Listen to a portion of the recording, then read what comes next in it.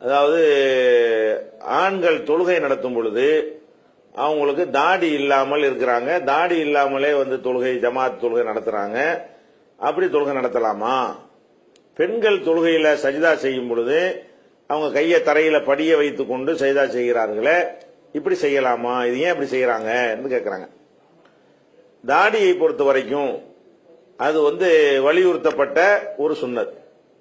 எப்படி இந்த கிரண்டை காலுக்கு கீழே ஆடை அணிவதை தப்பாக தொழுகையோடு ஜாயிண்ட் பண்ணி கொண்டார்களோ, அதே மாதிரி தான் தாடியையும் தொழுகையோடு சம்பந்தப்படுத்தி கொண்டார்கள்.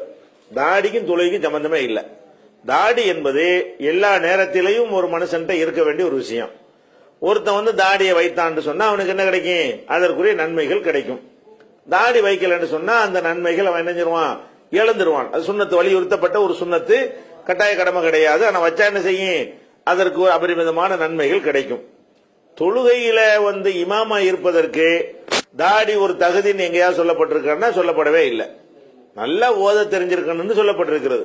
உங்களை யார் நன்கு ஓத தெரிந்தவர்களா இருக்கிறீங்களோ அவங்க இமாமா இருக்கட்டும் என்றுதான் ரசூல் ஸல்லல்லாஹு அலைஹி வஸல்லம் சொன்னார்களே தவிர, தாடி வைத்திருப்பவர், தாடி பெருசா வைத்திருப்பவர் தான் தொழுகை நடத்தணும் என்று சொல்லப்படவே இல்லை. தொழுகையினுடைய சருத்தாக சொல்லப்படலை. இன்னும் சொல்ல போனா, ஒரு இமாமாக ஒருவர் இருப்பதற்கு அவருக்கு பெரிய குவாலிபிகேஷனே மார்க்கம் கொடுக்கல. என்ன கொடுக்குது? ஷிர்க் வைக்காமல் இருக்கணும். அதுதான் முக்கியமா அவருக்கு சொல்லப்படக்கூடிய தகுதி. இரண்டாவதாக அந்த நன்கு அறிந்தவரா இருக்க வேண்டும். அது நன்குன்னா பெரிய அல்லாமா இருக்குன்ற அவசியம் கிடையாது. எந்த தொழுகையை தொழுவிக்கிறாரோ அது குறித்த எல்லா சட்டங்களையும் தெரிந்திருக்க வேண்டும். இவ்வளவுதான் அதுக்கு இஸ்லாம் சொல்லக்கூடிய தகுதி. இதை தாண்டி அவருக்கு பயங்கரமான தகுதிகள் எல்லாம் போட்டீங்கன்னு வைங்களேன், எந்த பாவமும் அவர் செய்யக்கூடாது, ஒரு குற்றமும் இருக்கக்கூடாது, ரிமார்க்கே வந்திருக்க கூடாது, இப்படி எல்லாம் போட்டீங்கன்னு வைங்களேன், உலகத்துல யாருமே இமாமா இருக்க முடியாது. ஒருத்தர் தாடி இல்லைங்கிறதுக்கு அவர் வேணாண்டீங்கன்னா, இன்னொருத்தர் நிப்பாட்டிங்க அவர் கோல் சொன்னார்னு ஒருத்தன் சொல்லுவான், அதுக்காக அவரு இமாமா நிக்க முடியாது. இன்னொருத்தர் புறம் பேசினாருமா ஒருத்தன், அவர் இமாமா நிக்க முடியாது. இன்னொருத்தரும் பொண்டாட்டி நேரத்தை அடிச்சு விட்டாருமா, அவர் இமாமா நிக்க முடியாது. யார் தப்பு செய்யல? தாடி இல்லாமல் இருப்பதை விட பெரிய பெரிய தப்பு செய்து கொண்டிருக்கிறார்கள் ஏராளமான பேர். தாடி நல்லா வச்சிருப்பார்கள். இந்த தாடி வைக்காட்டி பெரிய பயங்கரமான பாரதூரமான குற்றம் கிடையாது. ஒரு சுண்ணத்தை, ஒரு நிரந்தரமா இருக்கிற ஒரு சுண்ணத்தை விடுறாங்கிற ஒரு குற்றம் வரும், ஒரு நன்மை இழப்பான். ஆனால் அல்லாஹ் கொஸ்டின் பண்ணக்கூடிய குற்றங்கள் செய்யக்கூடியவர்கள் எல்லாம் பெரிய பெரிய தாடி வைத்துக் கொண்டு என்ன செய்யறாங்க? தொழுகை நடத்துகிறார்கள். நம்ம என்ன செய்யறோம்? ஏன் இதை நம்ம பெருசா நினைச்சுக்கிறோம்? தாடிங்கிறது தொழுகையோட சம்பந்தப்பட்டது போல இருக்குன்னு நினைச்சுக்கிட்டோம். அதனாலதான் அஜர்த்து மட்டும் தாடி வைக்கிறாரு. மேற்ற நம்ம தப்பா வழங்கினதுனாலதான் அஜர்த்து தானே இமாமா இருக்கு. நான் என்ன தொழுகையா நடத்த போறேன், எனக்கு இதுக்கு தாடி. நிறைய மக்கள் தாடி வைக்காம போனதுக்கு காரணம் என்ன? தாடிய சம்பந்தம் இல்லாம போட்டு தொழுகையோட சம்பந்தப்படுத்திக்கிட்டீங்க. அவ தொழுகையில ஏன் அல்லாஹ் இப்படி ஒரு கேள்வியே கேட்க மாட்டான். தொழும்போது உனக்கு ஏன் தாடி இல்லை என்று அல்லாஹ் கேட்கவே மாட்டான். என்ன கேட்பான்? ஏன்பா ஒரு சுன்னத்து ரசூலுல்லாஹ் வச்சிருக்காங்களா, செஞ்சா நன்மை நிறைய மார்க் போட்டிருப்பானே, பொதுவாக கேட்பானே தவிர தொழுகைக்கு ஏன் தாடி வைக்கவில்லைன்னு கேட்பானா அல்ல கேட்க மாட்டான். அதனால தொழுகை நடத்துவதற்கு ஒருத்தர் தாடி இல்லாட்டாலும் அவர் அந்த தகுதி இழப்பார்னு சொல்வதற்கு எந்த ஆதாரமும் கிடையாது. அந்த ஒரு சுண்ணத்தை விட்டதுக்காக வேண்டி அவர் இழப்பார்னு சொன்னா வேற எவரை நிப்பாட்டினாலும் அவர் ஒரு சுண்ணத்தை விட்டுருப்பார். இவர் ஒரு சுண்ணத்தை விட்ட மாதிரி எவரை கொண்டு நிப்பாட்டினாலும் அவர் என்ன செய்வாரு? இன்னொருத்தர் லோகருக்கு நிப்பாட்டுவீங்க, ஒருத்தன் உடனே கேட்பான், இவர் முன் சொன்ன தொழுவில்லை, நான் பாத்துக்கிட்டு இருந்தேன், அப்ப அவரை பின்னாடி போக சொல்லு அப்படின்ருவாங்க. அப்ப ஒருத்தர் என்ன செய்வாரு? நிப்பாரா, நெகம் பெருசா வச்சுக்காரு, இவரை நிப்பாட்டக்கூடாது, ஏன் அதுவும் சொன்னதானே வெட்டுறது, இப்படியே சொல்லிட்டு போன யாராவது இருக்காருமா?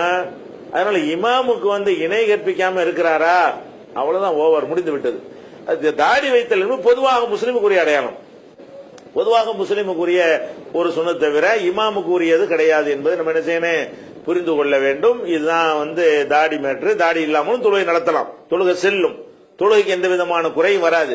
தாடி வைக்காததனால் அவருக்கு ஒரு குறை வருமே தவிர தொழுகைக்கு எந்த விதமான குறை என்ன செய்யாது, வராது என்பதை நம்ம புரிந்து கொள்ள வேண்டும். தொழுகையோட சம்பந்தப்படுத்தி தாடி சொல்லப்படவில்லை, இது விளங்கிக்கணும். அடுத்து என்னன்னு கேட்டா, தொழுகையில பெண்கள் சஜிதா செய்யும் பொழுது ஆண்கள் சஜிதா செய்வதிலிருந்து வேறுபட்ட முறையில் அவங்க செய்யறாங்க. அது என்னத்தினால செய்யறாங்கன்னு கேட்டீங்கன்னா, இப்ப நம்ம ருக்கு செய்யறோம் இல்ல, குனிகிறோம். குனியும் போது எப்படி இருக்கணும்? முது அப்படின்னு நேர பிளாட்டா இருக்கணும், ரெண்டு கை இப்படி வில்லு மாதிரி இருக்கணும். அப்படி பார்த்தா வில்லு மாதிரி வளைஞ்சி கை ரெண்டு அப்படி ஸ்டிப்பா என்ன செய்யணும்? இப்படி வைத்திருக்கணும். இதுதான் ருக்குடைய முறைன்னு இருக்கிறது. அது மாதிரி சஜிதாவில் வைக்கிறதா இருந்தா என்ன செய்யணும், தொடையை விட்டு அந்த தூக்கி அந்த கை ரெண்டும் தொடையில ஒட்டாம அந்த மாதிரி ஒரு ஆண்கள் சைதா செய்யறாங்க இல்லையா, இதுதான் சைதா செய்யற முறை. பெண்களுக்கு தனியான ஒரு முறையை ரசூல் ஸல்லல்லாஹு அலைஹி வஸல்லம் சொல்லித் தரவே இல்லை. என்ன சொன்னாங்க, சல்லு கமா ரஅய்துமூனி உஸல்லி, என்னை எவ்வாறு தொழ கண்டீர்களோ அப்படித்தான் நீங்க தொழணும். இது ஆம்பளையும் ரசூலுல்லாஹ் மாதிரி தான் தொழணும், பொம்பளையும் ரசூலுல்லாஹ் மாதிரி தான் தொழணும். நான் தொழுகிறத பார்த்து நீங்க ஆம்பளை எல்லாம் தொழுதுக்குறீங்க, ஆயிஷா தொழுவாங்கல்ல அதை பார்த்து பொம்பளை எல்லாம் தொழுதுக்குறீங்க ரசூலுல்லாஹ் சொல்லல. அப்ப ரசூல் ஸல்லல்லாஹு அலைஹி வஸல்லம் அவர்கள் தான் ரெண்டு பேருக்கும் தொழுகைக்கு முன்மாதிரி. அப்ப அவங்க எப்படி ருக்கு செய்து காட்டினார்களோ அப்படித்தான் ஆம்பளையும் செய்யணும் பொம்பளையும் செய்யணும். அவங்க எப்படி சைதா செய்து காட்டினார்களோ அப்படித்தான் ஆண்களும் செய்யணும் பெண்களும் செய்யணும். ஆனா சில வக்கிரமான ஒரு எண்ணம் பிடித்த இந்த மதுஹபுக்காரங்க என்ன பண்றாங்கன்னா, அது பெண்கள் பாம குட்டி மாதிரி இப்படி படுத்துக்கிறன்னு, அவங்க சைதாவை ஆம்பளை மாதிரி செஞ்சா பாக்குறதுக்கு வேற மாதிரி எண்ணங்கள் வரும். இப்படி இவங்களுக்கு இந்த மாதிரி என்ன வரும் போல. தொழுகைன்னா தொழுகையை செஞ்சுட்டு போ, அதுக்குள்ள மட்டும் தான் என்ன வரும், எப்படி இருந்தாலும் தான் என்ன வரும் வழங்குதா. நின்றா கூட ஒருத்தருக்கு என்ன வரும், நிக்க கூடாது சொல்லிட முடியுமா? அப்ப இவங்களா ஒரு காரணம் கற்பிருக்கு. மார்க்கத்தில் அல்லாஹ் ரசூல் சொன்னதை சொல்லிட்டு போவாங்களா, இவங்களா பொம்பளை குனிஞ்சா எப்படி இருக்கும், பொம்பளை செய்தா செஞ்சா எப்படி இருக்கும், இந்த இப்படியான ஒரு டைப்ல இவங்களா ஐடியா பண்ணிக்கிட்டு பொம்பளைக்கு என்ன செய்யணும், ஆமக்குட்டி மாதிரி அப்படியே படிஞ்சு தவக்கலை மாதிரி படிந்து கொண்டு செய்தா செய்யணும் என்ற ஒரு முறைய எந்த விதமான குர்ஆனுடைய ஆதாரமும் இல்லாமல், எந்த விதமான ஹதீஸ் ஆதாரமும் இல்லாமல் எவனோ ஒரு கிறுக்கனுக்கு தோன்றியதை என்ன செஞ்சிருக்கிறாங்க, சட்டமாக சொல்லி இருக்கிறார்களே தவிர இதுக்கு மார்க்கத்தில் எந்த ஒரு ஆதாரமும் கிடையாது. ஆம்பளை எப்படி சைதா செய்யறாங்களோ அப்படித்தான் பெண்களும் செய்ய வேண்டும். பெண்களுக்கு தனி முறை இருந்தால் மார்க்கம் சொல்லிரும்.